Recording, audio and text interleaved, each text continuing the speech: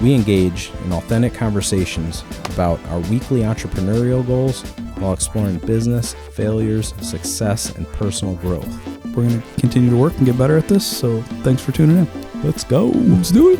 Our vision will highlight a diversity of guests who are creatives, industry leaders, and individuals creating positive change within our communities.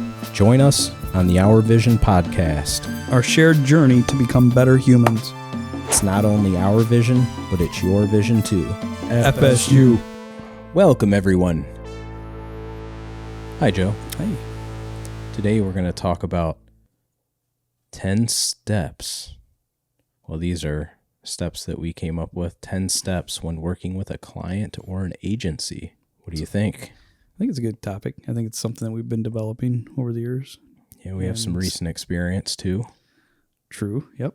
So I think it's good. It's a good topic. With dealing with this topic. So like you said, we broke it down into 10 different areas all the way from beginning to end of working either with somebody that you've been working with. I don't think this is unique. Like, I think this can work for somebody new that you're working with or somebody that you continually work with. These are still the steps that you go back to for each project. Yes. So from the beginning of working with them on a project to the end. Yeah. And the first step we're going to get into, number 1, is budget. So what is the client's budget? And this can be kind of tricky. Oh, yes, it can. Our philosophy is like, I don't want to just know your budget so that I can squeeze as much out of you. And you and I have talked about this several times off air, but that's not the purpose of understanding a budget. The purpose of understanding a budget is to understand how we can fit ourselves into creating and solving that problem or that message. Because most videos we're not going to do you just can't do it for $500 or just not even possible. So understanding a budget and what their commitment is to creating content. Correct. So I think, and we've struggled at this, I think, over the years, trying to find that budget for different clients, right? The reason it's so important is you can't begin anything until you know what their budget is and what you have to work with. And it's not about squeezing them for as much money as you can get out of them. It's whether our production and our rates can fit their budget. Yeah. And if it doesn't, we have the option of offering to maybe scale it back for them. Right. And like you said, it's not about squeezing them because it's not one and done with us. Like we want to work long-term with the client, but we also want to plan maybe a campaign out with them or scale it back like you're saying. And there are some options for that. There's still an entry point with us at this point. It's not like we're doing projects for $500 anymore. Yeah. So if you can't afford it, I mean, there's no sense in us spending hours thinking about your marketing. But there's also solutions that we can provide to maybe make it work. Right. And so, budget's really important to understand that before you even move forward within the next area that we'll be going into in a minute. But yeah. What else can we say about? It comes down to discussing part of that the first step with understanding the client's budget is the project scope and understanding what the scope of the project is. I think this is kind of a cool part too when you're dealing with a client, because like when we create the content or create the video, it to me it's fun to understand what they want to do. So this area is more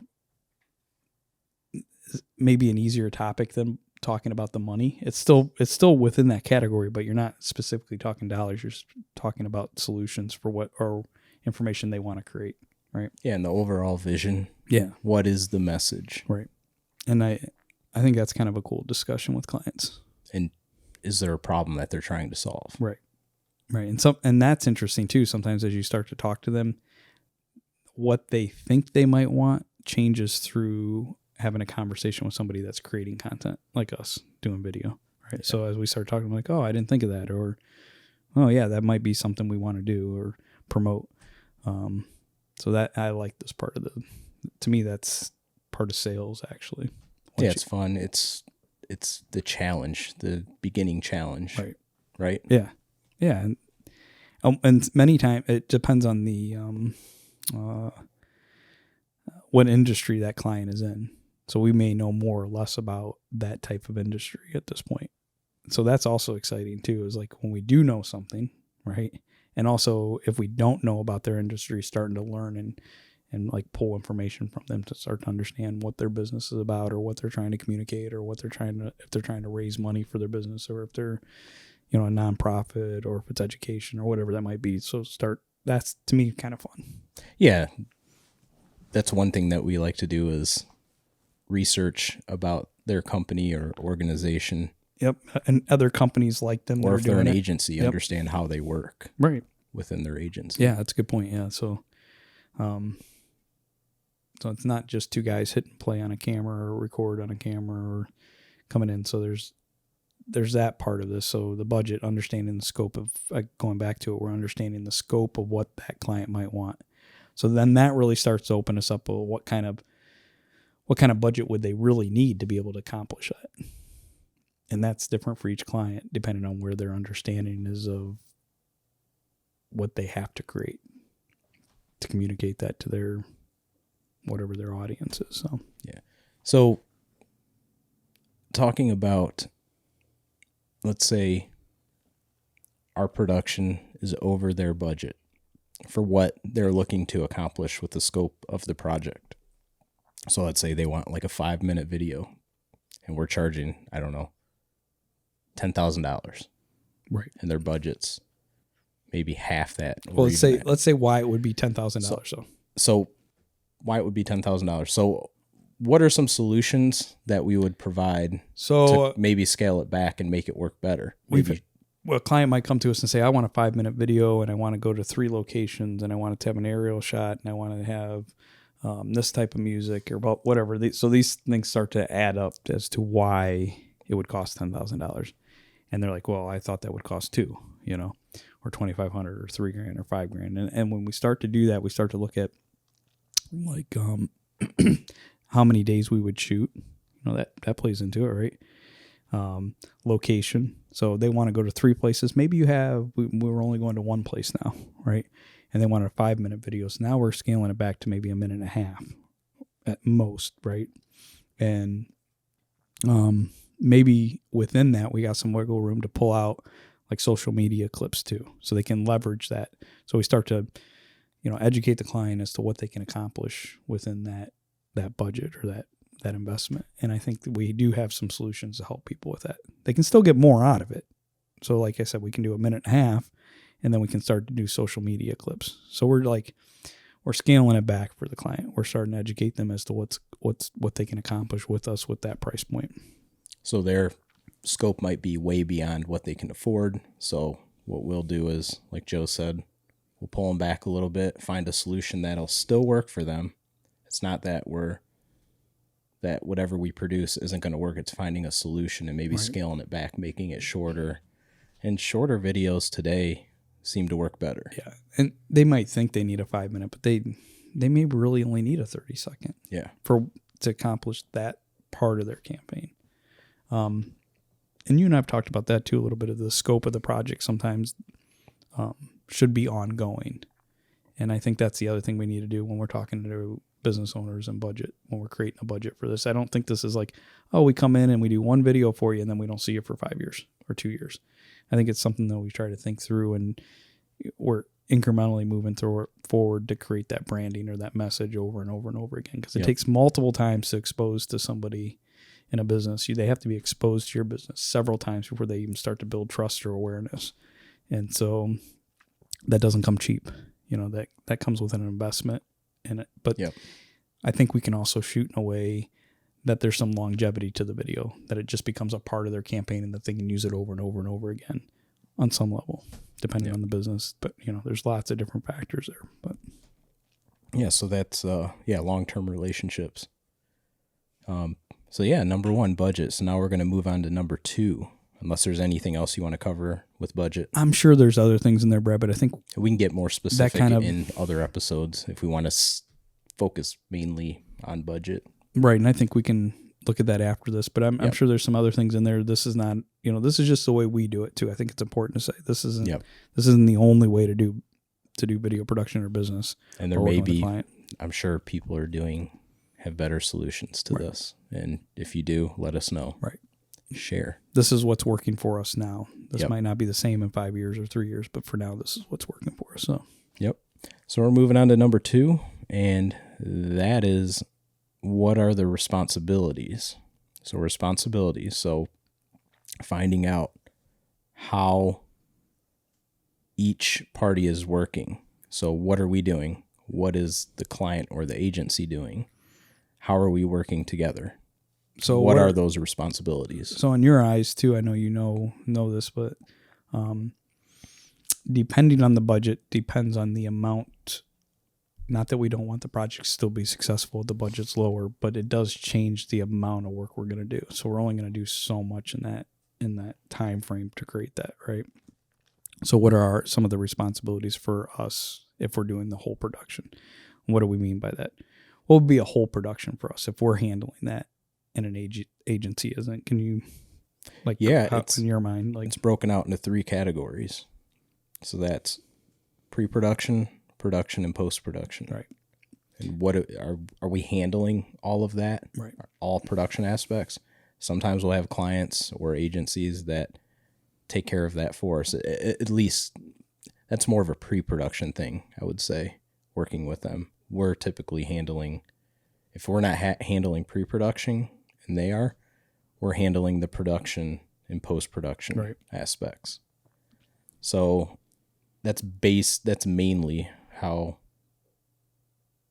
the responsibilities would work hand in hand. And sometimes that can be divided up. So maybe did I say that clearly? I think so, but I'm going to add to it a little bit if that's all right. So sometimes those can be divided up. And let me give an example of that, the way I see it.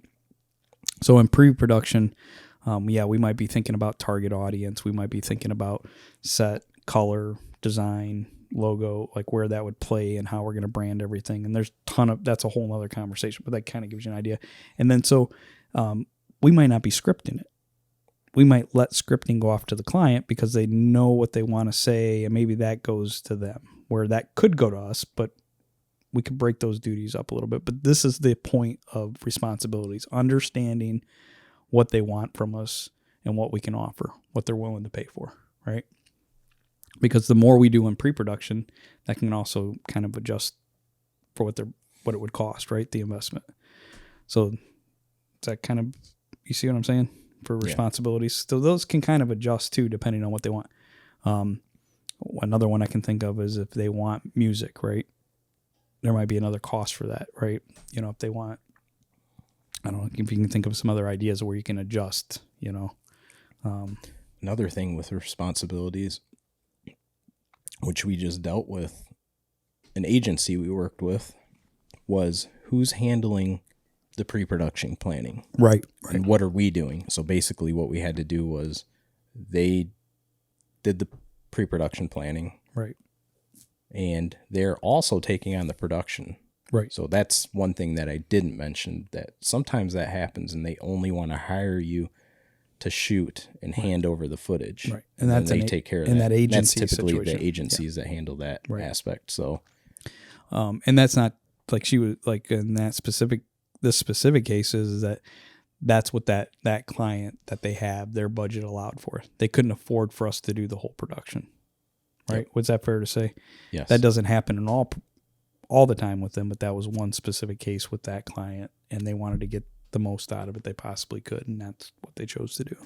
So that's interesting too. So, but that doesn't mean that eliminates our input, right?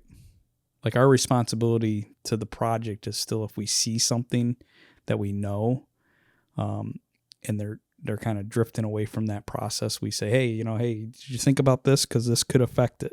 So we still were really plugged into the process of planning on some level, because we still want to have a good product. We still want to feel like we're able to operate within that.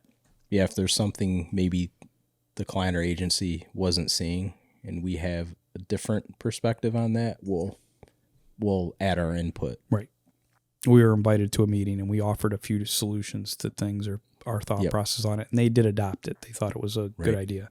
So I think that's important to say too. Just because maybe they aren't buying in on the whole production, your responsibility, I think, as a professional in the industry and long-term relationship building with client or agency is that you still give the feedback. You still try to give your input when it's needed, right, in a respectful way. Yes. And I think that's done well. That's you and I have done well with that over the years, and it helps us. It makes our job smoother the day of the shoot. So Yeah, it comes down to collaboration. Yeah. Like, how do you collaborate with the client? Right. So, and I and think that's always happening with any project. And I think the other benefit that we get from that is they see that we really care about what, even though we're not specifically being paid in certain areas, that we still want that production value to be as best as possible. That's really ultimately the goal. And that's no bullshit. Like, we're looking Yes. long term. So yeah, exactly. When I say collaboration, it's what value can we provide and what value can the client provide to us? So us listening to what they're saying, not just going by what our vision is, Right. if we have that responsibility, but taking their input and advice and Right. ideas. It could be creative ideas that they have, and running with that too. Well, we have to understand the responsibilities to be able to create that. So, listening, like you're saying, collaboratively, offering up ideas when it's needed, understanding where the restriction, like sometimes they'll offer something and say, we want this, and we'll be like, well, that's not really what we can accomplish within those parameters. Being honest too during that process.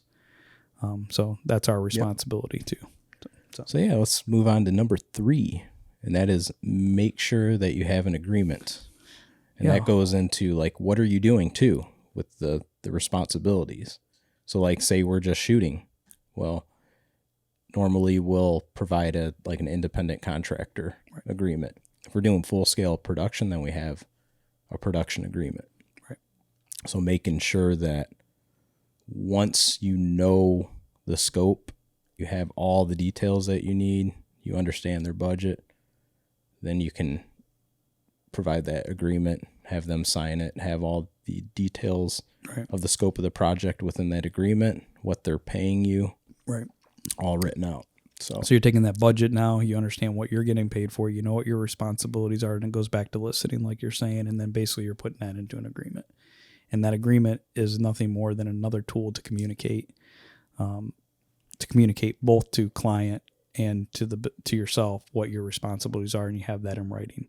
And I really like that, not because I'm worried that the agency is going to pull one on me. It's just another way to define that. I think it's good for business. It's good for relationships too, because then there's no misunderstanding. There's no way for them to look at it and say, well, we thought you were doing this and we thought you were doing, no, it's you try to get as much into that agreement. Am I right? And in the rare occasions where you are dealing with someone that's giving you problems, you're protected. Right. And so when worse comes to worse, you're protected.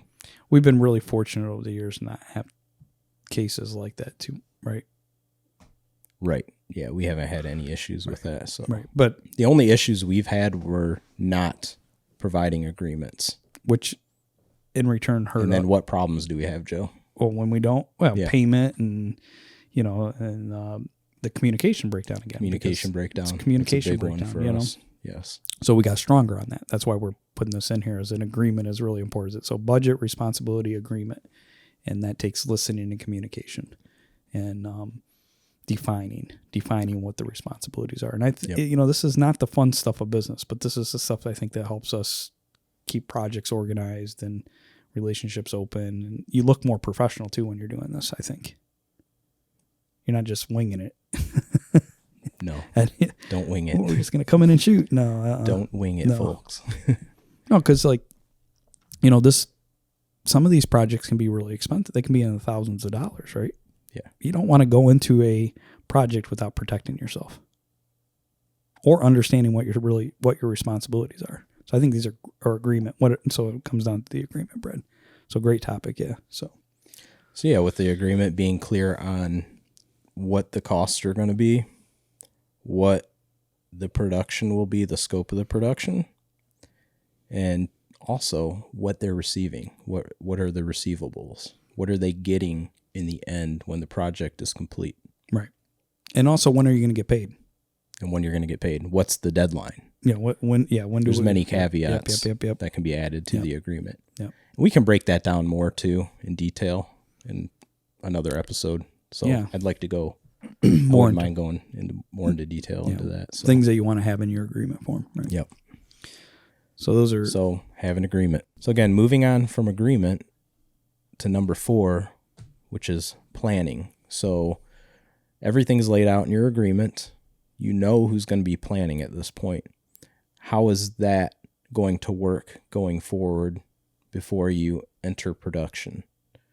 So if we're handling planning, how are we handling that? What are we doing before production to plan for that? If they're handling it, how are they handling it? Right. The client or the agency?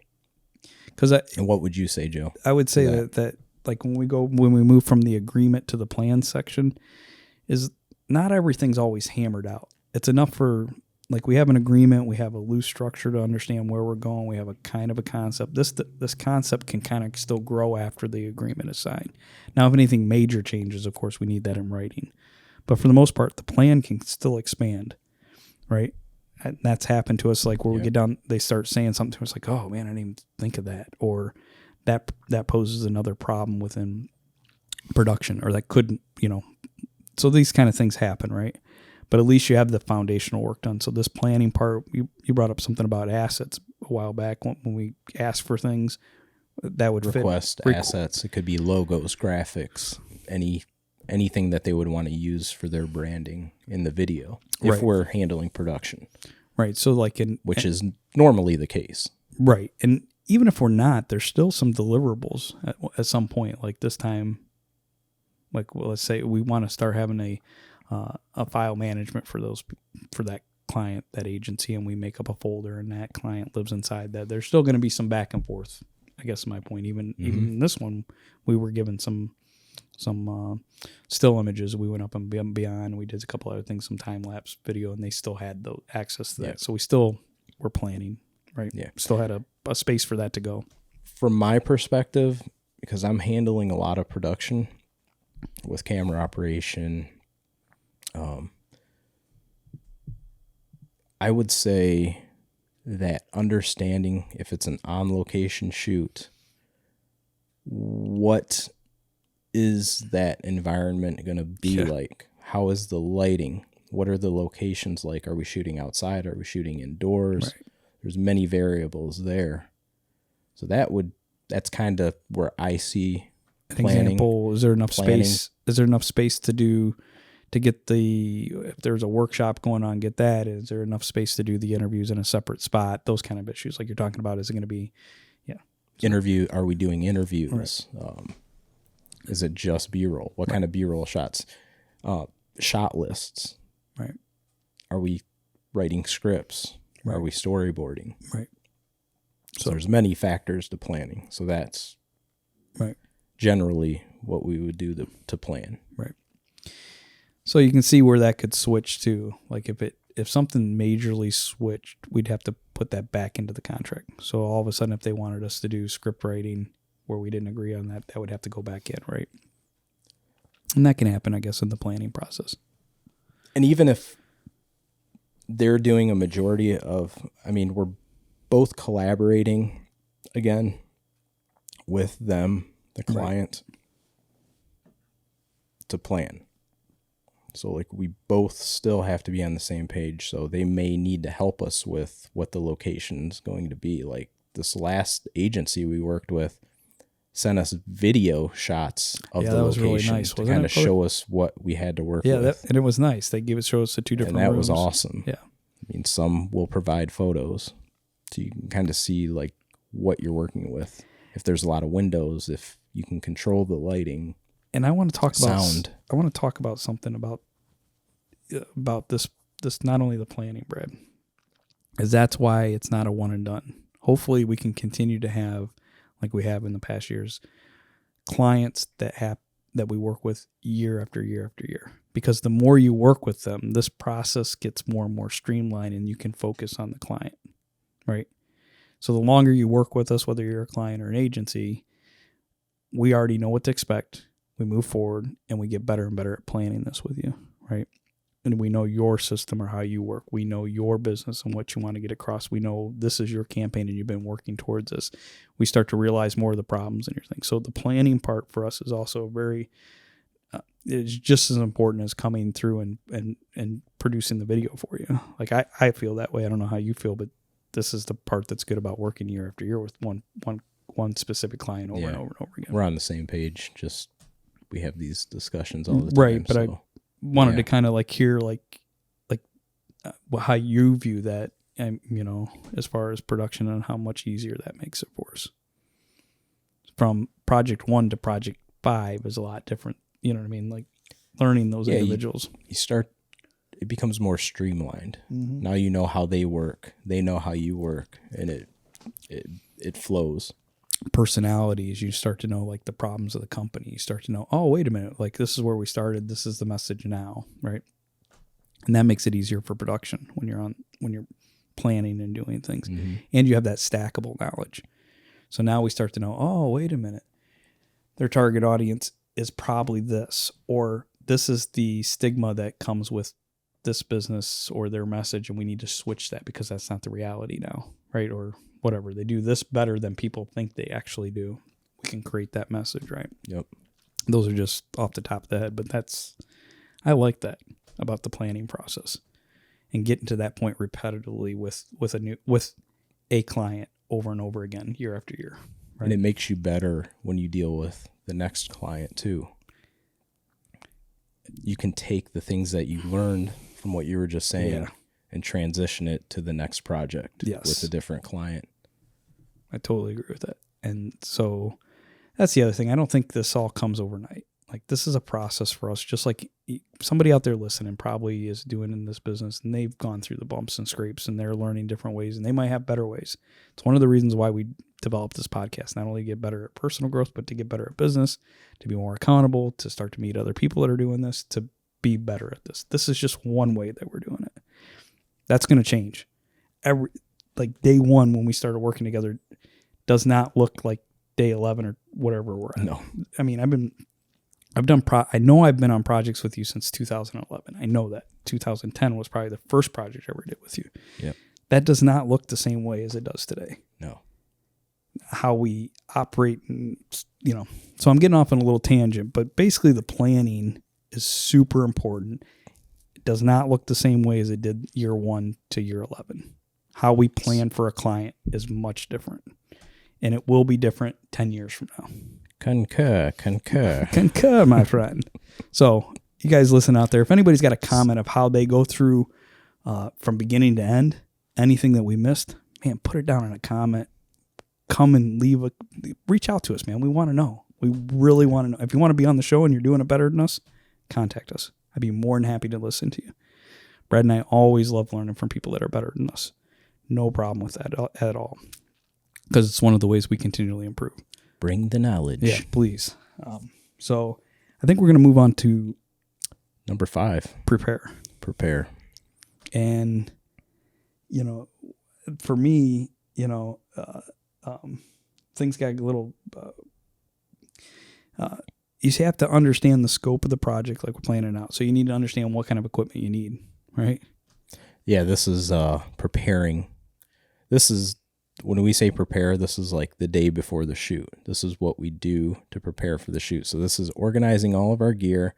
And yes, these steps that we utilize working with anyone are for video production. So just to make that clear, right? We're kind of giving you our perspective and what we do when we're working with clients. Right.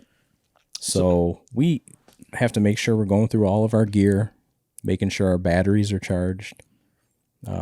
Following up prior to the agency or client to see if anything's changed. Following up. Right. We want to make sure that nothing's changing, like we don't need anything. So I can think of an example real quick to you. There was an agency a couple months ago you were working with, and one time you needed a light, the next time you didn't, right? Mm-hmm.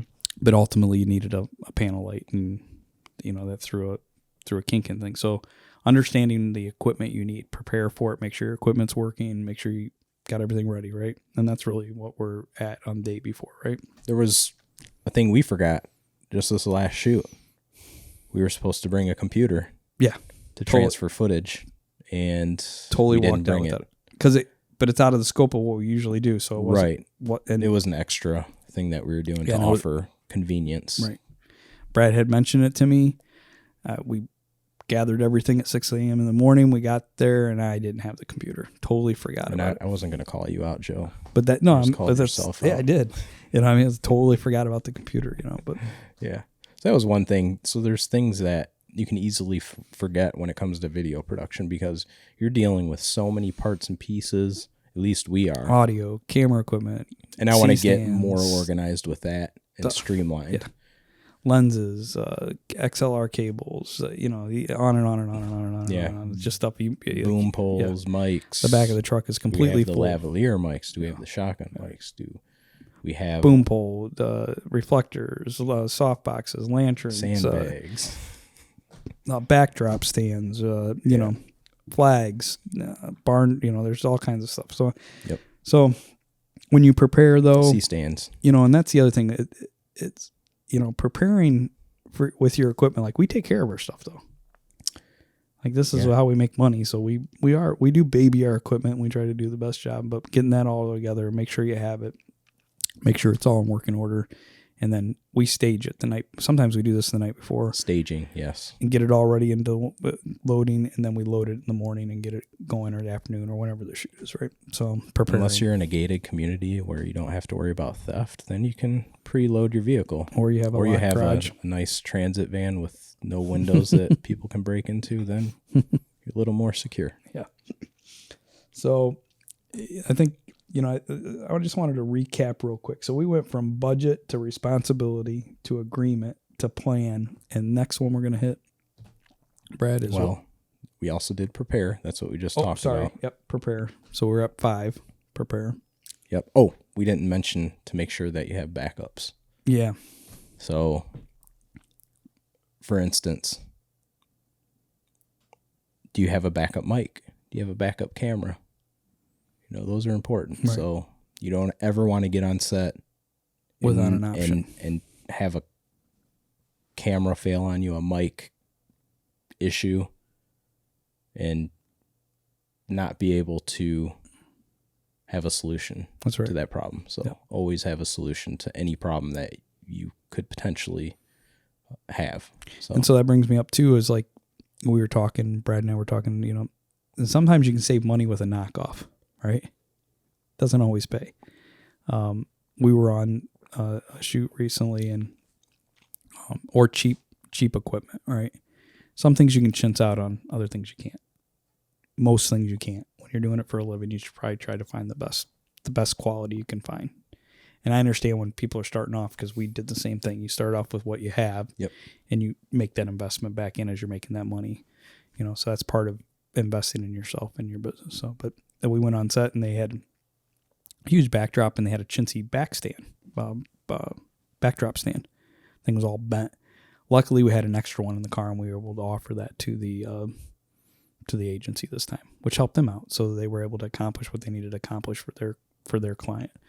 And I think that brings us up. So if you prepare well, right, you can go up and beyond sometimes too.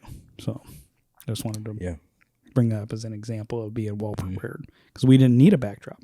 We didn't need a stand, you know, but we brought those just in case.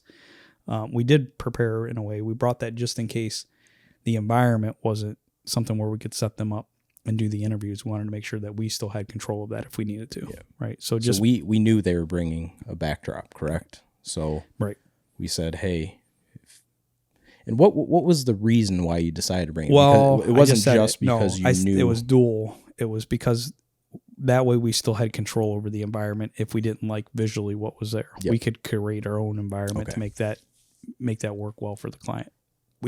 It did offer what we needed, and we didn't have to set any of that up. We left it in the car, and then when that problem came up, we were able to offer that as a solution.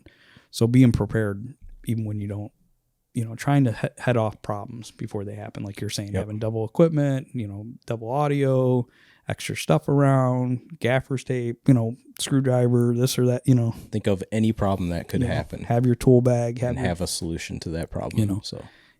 don't, have an extension cord and all those things. And we've all failed yes, at that. But we haven't been perfect at that. No, not at all. Now we're finding ways to mitigate those. Yeah. risks, I remember there was been a couple times where we didn't have an extension cord when we needed it, but that's how you learn. You keep doing these enough and you come across enough things and you're like, oh, okay, this is why I want to do this. So being prepared. Number 5. Number 6. This is very important. Execute. So now this is the beginning production stage. You're arriving to your location and you have to execute. Right. If you don't execute, you're going to fail. Part of being executing too is be on time. Be ahead of time. Be on time. Yeah. Be ahead of time. Like show up at the place when you're supposed to be there. Be there before. Give yourself enough wiggle room so you're not rushing. That's part of executing, and we do that. I really can't remember a shoot that you and I went on that we weren't there when we needed to be there. Right. Or before most of the time. Mm-hmm. And that gave us time in the car to look over the notes. We looked at the email and the notes of the day, what was going to go on prior to on the drive there. Nobody was there before us. I don't think the client pulled in about the same time we did, but she wasn't in charge of the space. Their client showed up yep. first, and then we showed up. This last shoot, I'm saying, yeah. So, but as far as anyone working on set, we were the first to show up. Right. We were the last to leave too. Yeah. So we execute. We were there to execute. But production crew usually is so. But I want to. One thing that Joe is highly skilled at is when we arrive, you want to build rapport with the client, the agency, or anyone that's involved in the production. Joe is like excellent at that. One of the things in business, and I'm convinced that this is how we build relationships. And so as soon as we get on set, I'm trying to find out. I'm sorry. Are we picking up white noise, Joe? I'm hearing. Me too. Where was that from? I don't know. Laughter. Yeah. Is it coming through the table leg? The vibration? I don't know. Maybe. All right. Anyway, let's got a little off track. Well, I don't know. No, it's okay.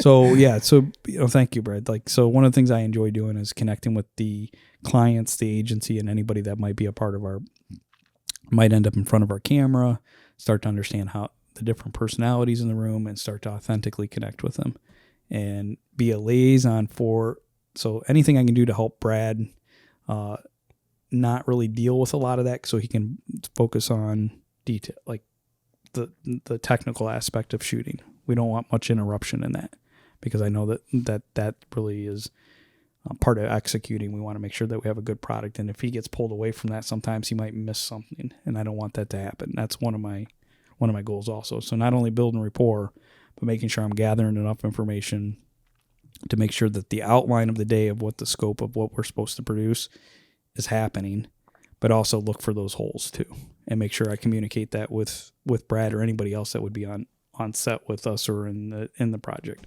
And I think I do a pretty good. I know I do a good job at that because I really care. Like I enjoy doing that. It's something that comes kind of natural on some level. And for all those that think I don't have good detail, I have great detail for that. Like I understand I can keep track of lots of things simultaneously, and that's one area I feel like I do really well for. So, and that's why I work with you, Joe. Yeah. So while all that's occurring, Joe's building rapport. At the same time, we're scouting the location as we get there, when we enter the location or arrive on location. We're checking out the environment, seeing how the lighting's going to work. How's the sound going to work? Are we in a room that's echoey? Is there another location where we could set up is there anything of interest? Is there anything of interest visually that might work better than what they're offering? Is there? Can we control the environment? Right. So, yeah. Do we have actual, can we control all the lights and everything and have total control if we want that, or vice versa, right? If we want to use the natural light or even want to use something aspect of the environment itself visually for creativity. Yeah. So we're looking at all that. Like the last shoot, a good example of that was there were a lot of individuals on set. So luckily we had a back room we could go to, close the door, block out all the background noise of the people that were there, and have a quiet environment for that. Right. Execute that well. You know what I mean? So at the end, whoever is going to edit that, because we won't be editing that one, they'll be able to edit that in a way that it really looks professional, sounds professional, and also lends well to the project and the scope of the project, or what the client really wanted to accomplish, right? Or the the agency wanted to accomplish. So we are executing based on those either limitations or opportunities to create that. So next comes setting up our equipment and gear. Oh, yeah. So So now we're doing rapport, right? Yeah. We're looking to execute what we just talked about. We're looking at executing a rapport. We're looking at making sure that we're gathering enough information so you understand what your limitations are going to be as a camera operator, right? As a director or whatever you're deciding to do. And then we're setting up the equipment too. And that can lend and I can think of specifically in this last shoot where we set everything up and all of a sudden they decide they're shutting all the lights off in a room where we're recording, which was never even thought about. They couldn't split the lighting or whatever it was. So I had to pull lighting out, make sure, so there's always something on set, something happening, and it comes down to communication again, right? It's constant problem solving. Right. On any production. Right. There's always going to be some kind of issue that you're going to have to solve. Right. And I don't think we get too worked up. And usually it's sound or lighting. Yeah. Those are the main two that we deal with. Right. So we don't get too worked up about that anymore. We just kind of move through it very openly, say what we need to do, and try to work through that. And sometimes that's harder or easier. So because in this one, it wasn't like we were stop and going. This was a workshop that was actually happening, and we had to create that environment in real time. We couldn't stop everything and say, "Oh, we're going to do it this way." We had a little leeway, but not. Some productions are more loose, like this last one. Right. It's more run and gun. Some is it's a good way to put it, planned. Yeah, some is more planned out, right. And there's going to be shoots that are going to be completely planned out. And which ones do you like?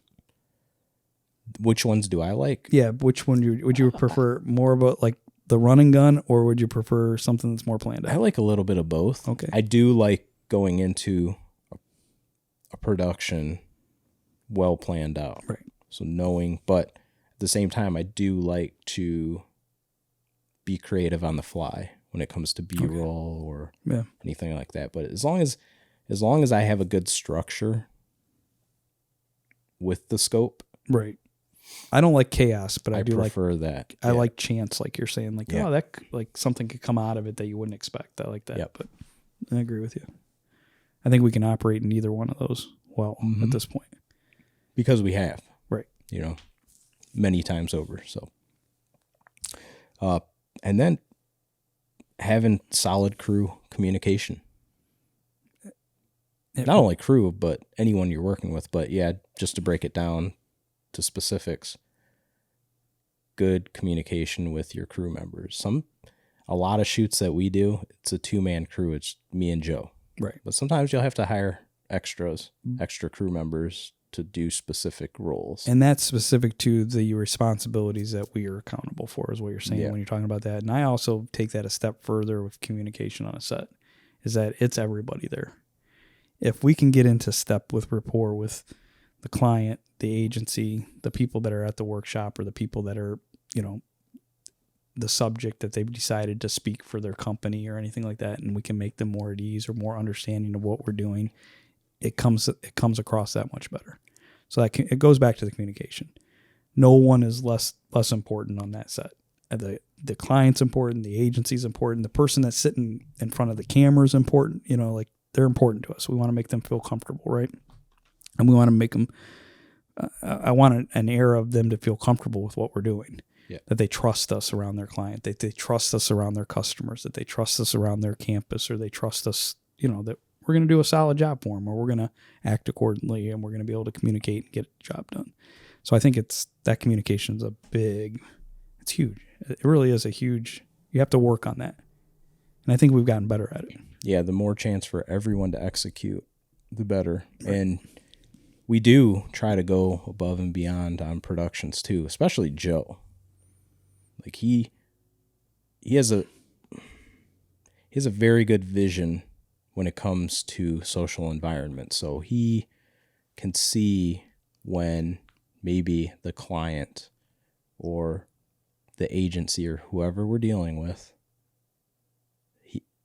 if there's any kind of issue, he'll see that and he'll try to get in front of it, or like, yeah. So like Brad was saying, thank you. But we always want to make sure that, like, sometimes we see when you're saying problem solving, I wonder if you're talking about like sometimes you can see where people aren't connecting on the idea or they're missing something. Is that what you're talking about? Yeah, I don't know if I said it clearly. What I'm saying is, like, you have a good vision for seeing everything that's going on with all the individuals there. So if a client is struggling with something, Joe is going to step in and try to see if he can help them with whatever problem they're having. I appreciate so it's not just in our own production, but it's how do we help them in their position too if they need the help. Right. I think the biggest thing I can go back to that, Brad, thanks, is like one of the things we're there to serve. Like whether it's, we're there to create a project, but our job while we're there is to make sure things are fitting together. So if you see other areas that somebody's struggling at and you got time, step in and help. And I think that's kind of what you're saying about how I operate on. So it's not just a personal assistant. That's not what I do for the company. It's not just a PA. So with anything, yes, we have the knowns of what we're going to do, what service we're providing. But if we can go a step beyond that and provide even more value, even better. And we try to do that on every production. So, and I carry that into, I work with another woman. I do that for her business also. It's like we make sure we go up and beyond. And they'll pay thousands of dollars for our service and they'll still tip us. And it's a direct correlation to how we treat the people. It's going up and beyond, and we believe we should serve, right? I'm always grateful that people hire us, Brad. Like when we go on set, like I'm very, very grateful and thankful. Seriously. It's like, holy shit, we get to do this. Like we get to do that. We get paid to do this. I don't take that lightly. So I love being around clients and different people and seeing different product, and I can't even imagine where we'll go this next year. So I'm excited about that. I know you get excited to create. I know you like doing it too. So, all right. So after executing, we've executed production. We're moving on to number 7, which is we always do this after any shoot. We follow up the next business day. So we follow up to make sure, that they were happy with the results that they got from us. And what are the next expectations from us, which we should already know that, but we still like to kind of feel that out. Yeah. And I think we do a follow-up, and then we've done, Joe, what do you like to do? I like actually physically calling them. So I'll handle the emails, and Joe is great at calling them. Yep. And why is that? Well, why do you like to have a phone call conversation? There's two different reasons. I'm not one that's a real strong written communicator. The other one is that I really like hearing people's voices. I think it's a lot easier to explain to each other what went well, what didn't go well, what they liked, what could be better, if that even goes that direction. Many times we know before we leave that they're happy, but the follow-up to me is really important. The other thing is I think you build a better rapport with somebody when you speak to them. You can hear the emotion. They're already used to talking to you because you've been on set with them, so the other thing we do too is we do a follow-up once they receive the product. The end result too. We like to follow up them too. But we haven't gotten to that yet. I'm just saying so there's a couple different ways of following up with your clients, right? And I think email is a very valid way to follow up. I think it's important also because that has a written record then of what you guys have been working on together. So I think both are really strong. So to me, that's why there's a couple different follow-ups. Yep.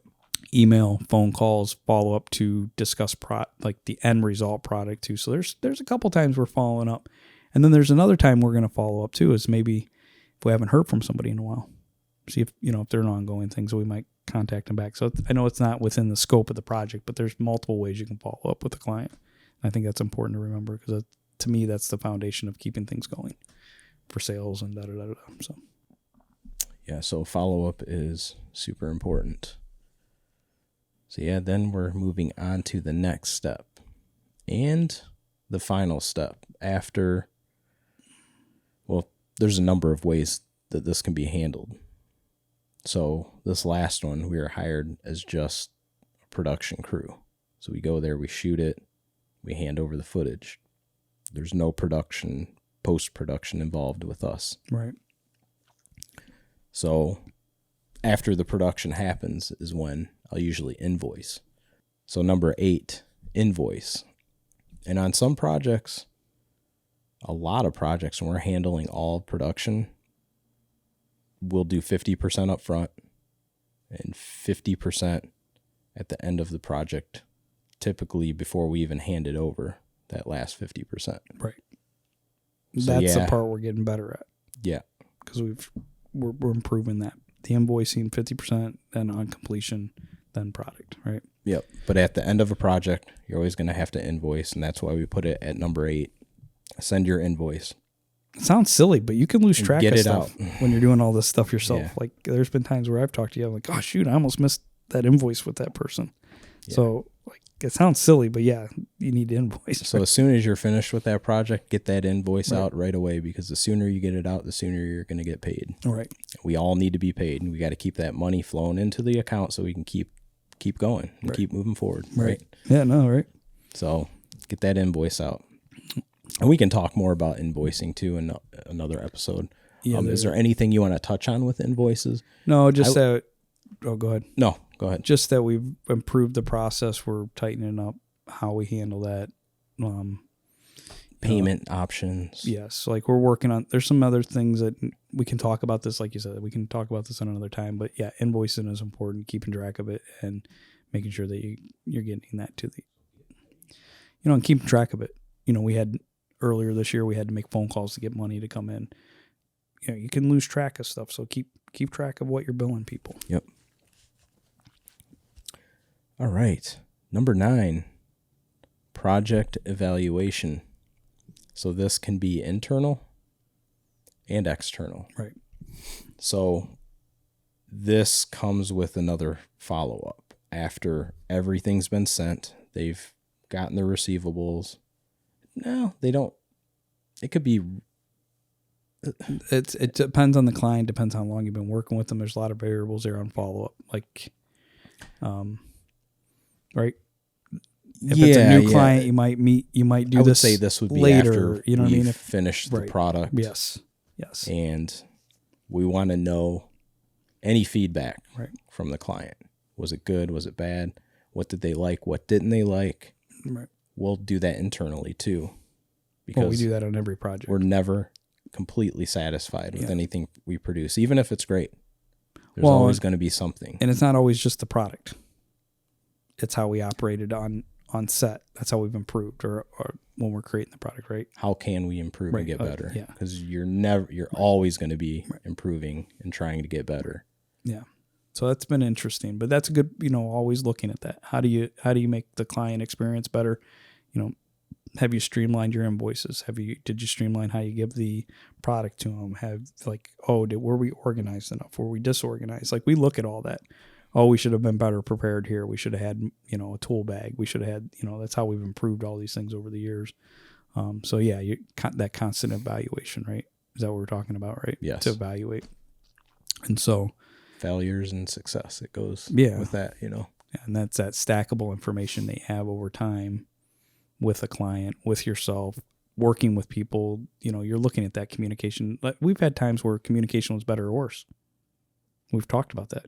Why did that communication get tripped up?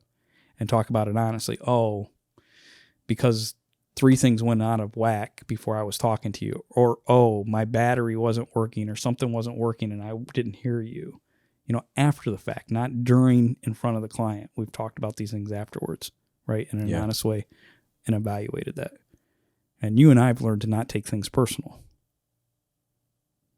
So if something seems a little off, we deal with it maybe when the client is around or later, right? So that's important too.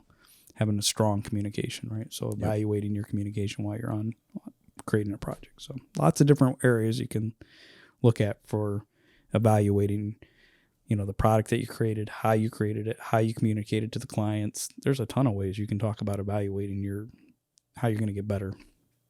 Actionable things you can do to get better, right? That's what we're talking about when we evaluate. It's not just, oh, this happened. What are we going to do to make it better? Yes. I can give an example about our podcast, right?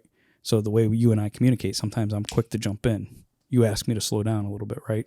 Give you more time. It's fine, right? But I'm just saying, like, that's an honest way of us communicating. Should I be butthurt about that? No. It should be something out of respect that I do for you.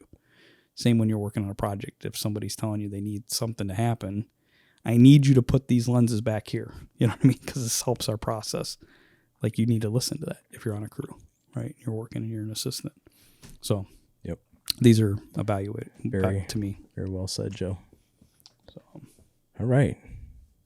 We're going to be on 10. So project evaluation was number 9. Number 10. Hang on. Let me do something here. Nope. I thought there was a drum roll. Oh, I thought you were going to the claps. Yeah, you didn't have the drum roll for number 10. So let's just get right into it. Number 10. This is huge because there's probably a lot of people that don't think to do this. And as long as you didn't screw up your project, this is important. So number 10, ask a client. I mean, this can be another part of follow-up. After everything's said and done, ask a client for a review. Right. And this just helps with your marketing, with marketing your brand. Yeah, and right? lets other people know what the experience was. And what the experience was, yeah. It's another marketing tool. Right. And that's one area we're actively pursuing more this year. So you can ask for a review on your website to add as a testimonial. It could be a Google review, Google business review. You could ask them to give you a review on social media. Right. And I think it's a powerful thing when you get a review for a client, from a client. Other clients can see that, or prospective clients. So just to recap real quick, number 1 was what? Budget? Okay. Number 1, budget. 2, responsibilities.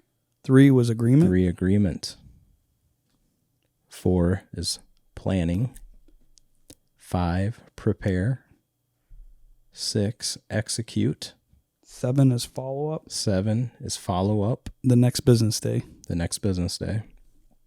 8 is send your invoice. 9, project evaluation. Find the things that are actionable. That project evaluation is important, I think. Number 10, ask for a review. Right. I think they're all important. Yeah. So that's kind of the flow pattern that we go through. There's probably a ton of ways you could do this. I don't know if there is or isn't, but that's what we use as a framework to operate within, right? Yeah. So some of these are new to us, that points that we came up with recently that we thought would be important to us too. Right. Which could be important to you. So keep moving forward. Is there anything else, Joe? I think that's it. 10 points. Move on. 1, 2, 3, 4, 5, 6, 7, 8, 9, 10. If you got any better ideas, hit us up. If you could please give us a review, that would be awesome. Right. And subscribe. Like, we've got the website, we got Facebook, we got Instagram. An important thing. Is there anything else you wanted to add? No, I was going to say that we have the we're on all the different, Spotify, Google, all of them. So what I wanted to say too, and as a call to action, is on all the podcast platforms, you can actually rate us and review us, and that would be super helpful. Right. Even if it's constructive criticism, if it helps us get better, that would be that would be great. So awesome. Thank you. And we really appreciate you taking the time to listen. Yeah. This is not something that we're just making up. This is stuff that we've been working on over the years, and we're trying to get better, not only in our business, but in our personal lives and with the podcast too. So thank you for listening. We Thanks. appreciate it.